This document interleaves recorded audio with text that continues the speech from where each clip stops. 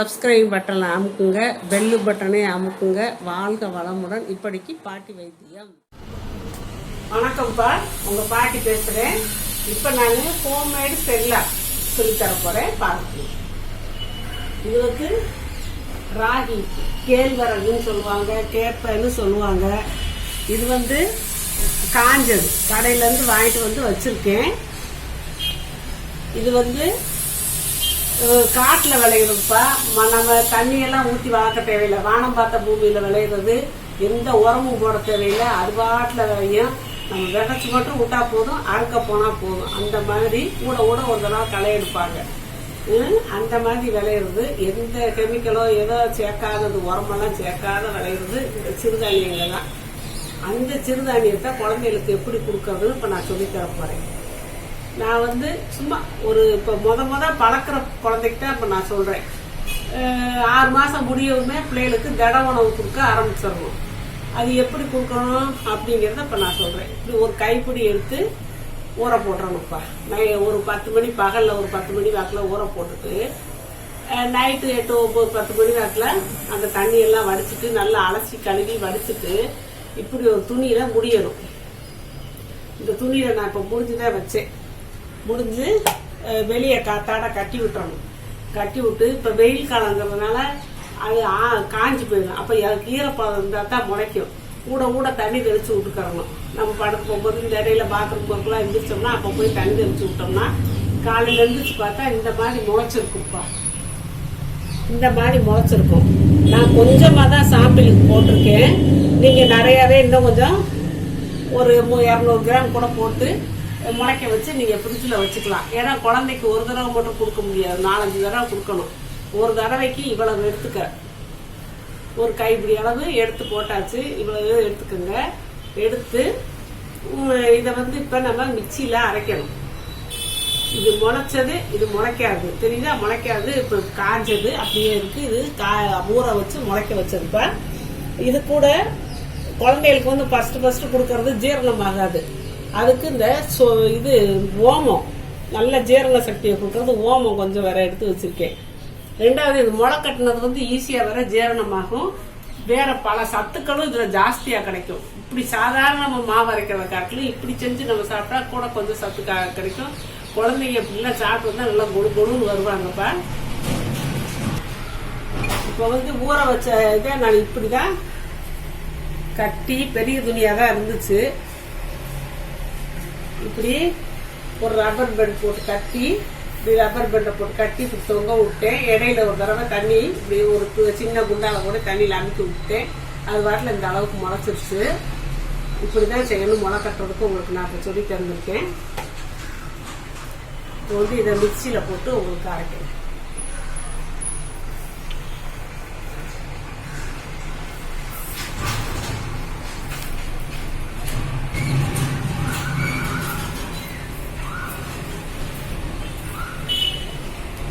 போட்டாச்சு. இந்த ஓமமும் போட்டுறேன். இது கூட போட்டு கொஞ்சம் தண்ணியை விட்டுக்கலாம். நம்ம சட்னி அரைக்கிற பாட்டுக்கு கொஞ்சம் இந்த அளவுக்கு தண்ணியை ஊற்றி நம்ம அரைப்போம்ப்பா மிக்சியில் போட்டு.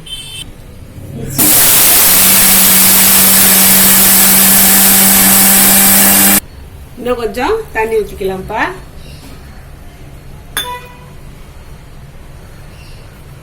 அரைச்சதை இந்த இதில் ஊற்றி வடிகட்டிக்கிடுவோம்.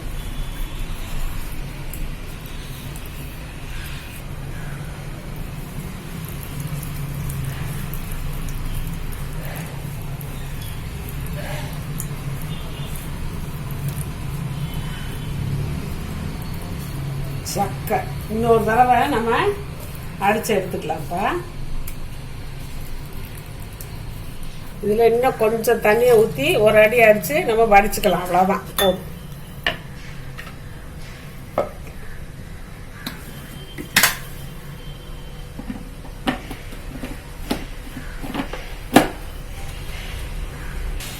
இது 2வது தடவை போட்டாச்சு. இன்னும் இதுல ஒன்றும் இருக்காது.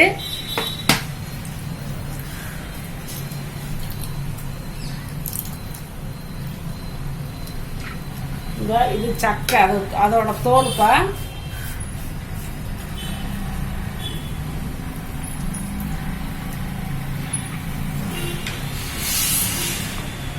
இதுல வெறும் மாவு சத்து தான் இருக்கு.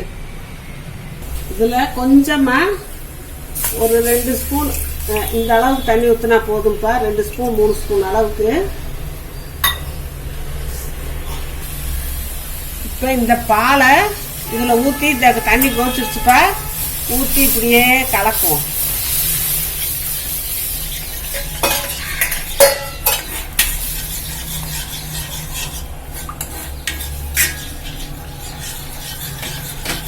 அடுப்பை குறைச்சட்டியில் கூட நம்ம வச்சுக்கலாம். கட்டி இல்லாமல் நம்ம கலக்குவோம்.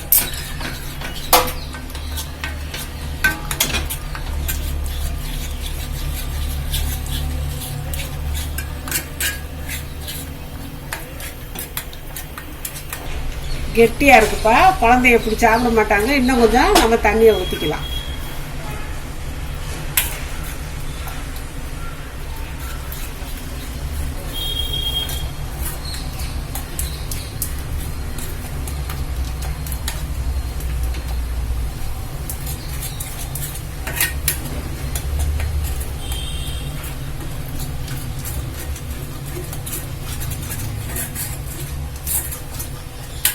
சும்மா ஒரு கொதி வெந்தாலே வெந்துரும்ப்பா.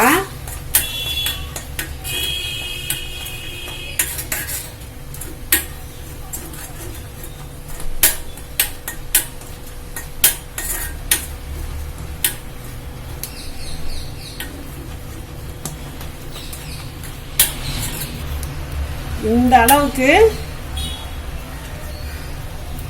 வெந்தா போதும். நல்லா அந்த கூழ் பாருங்க பசையாட்டம் வந்துருச்சு. இதை நம்ம ஆஃப் பண்ணி இறக்கிடலாம்ப்பா.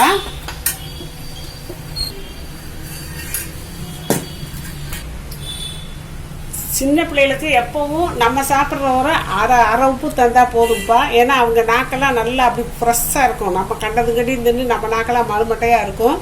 அதனால நம்ம இப்போ புல் உப்பு போடுறோம். அவங்களுக்கெல்லாம் அரை உப்பு போட்டால் போதும். இந்த இதுக்கு வந்து இந்த ஒரு சிட்டிகை உப்பு போதும். இனிப்பு போடுறதுனாலும் போடலாம். நம்ம இந்த வெல்லத்தை காய்ச்சி பனை வெல்லத்தை காய்ச்சி அதை கொஞ்சம் ஊற்றிக்கலாம். கெட்டியாக வீட்டில் வச்சுக்கலாம். பனை வெல்லத்தை காய்ச்சி பாகாட்டை வச்சுக்கிட்டு அதை வேணால் அவ்வளோ ஊற்றிக்கலாம். உப்பு சாப்பிடாத பிள்ளைனா நம்ம ஃபஸ்ட்டு வந்து நம்ம உப்பே பழக்கிட்டது தான் நல்லது. இதில் வந்து இந்த செக்கு தேங்காய்னா ஒரு 1/4 டீஸ்பூன் அளவுக்கு கலக்கணும்ப்பா. அப்படி கலக்குனா இந்த வாசத்துக்கு குழந்தைய பிரியமாக சாப்பிடுவாங்க. பார்த்தா நல்லெண்ணெய் வாசம் இருக்கே பிள்ளையெல்லாம் சாப்பிட தூண்டும். அவ்வளோ டேஸ்ட்டாக இருக்கும். உடம்புக்கு நல்லது. நம்ம வெறும் இந்த கேழ்வரகுல வந்து எண்ணெய் சத்தே கிடையாது. உடம்புக்கு கொழுப்பு தேவை. ஒவ்வொரு அவயவங்களும் இயங்குறதுக்கு கொழுப்பு தேவை. அதனால் நம்ம அதுகளும் வாசமாக சாப்பிட்ருங்க. அவங்க உடம்புக்கும் நல்லது. நம்ம இப்படி செஞ்சு இந்த பவுலில் எடுத்து வச்சு காட்டுறேன்.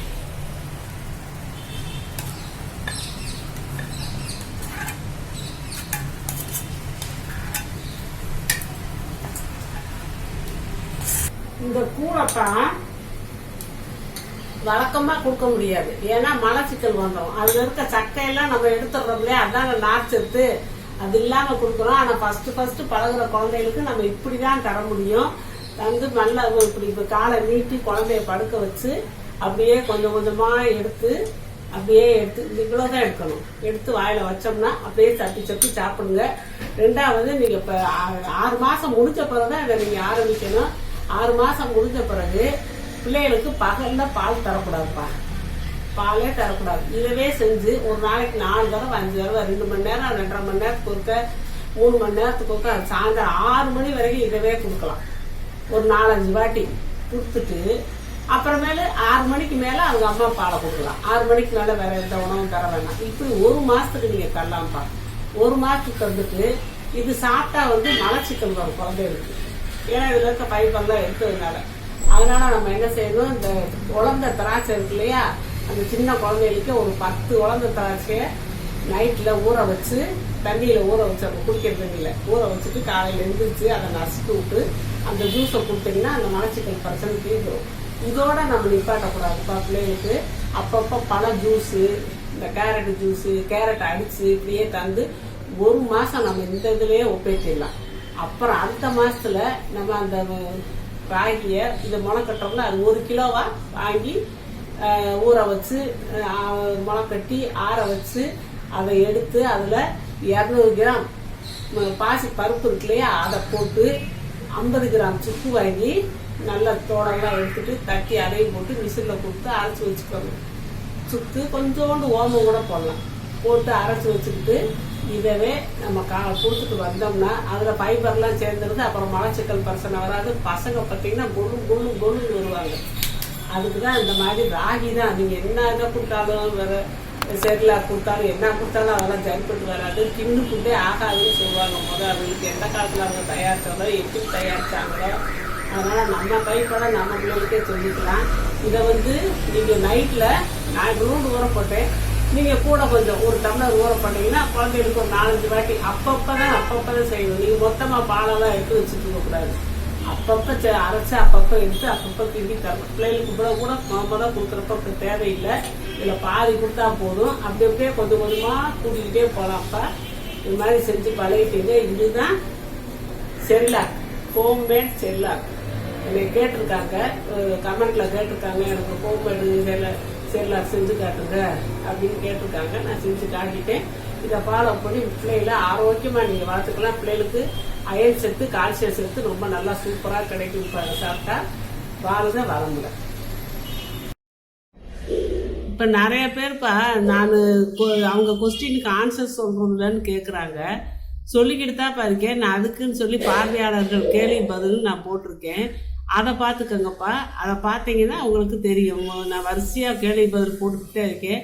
அதில் போட்டு பார்த்தீங்கன்னா நீங்கள் கேட்ட கேள்விக்கெல்லாம் நான் பதில் சொல்லிடுறேன்ப்பா. அதை கட்டாயம் நீங்கள் பார்த்து தெரிஞ்சுக்கோங்க. சப்ஸ்கிரைப் பட்டனை அமுக்குங்க, பெல்லு பட்டனை அமுக்குங்க. வாழ்க வளமுடன். இப்படிக்கு பாட்டி வைத்தியம்.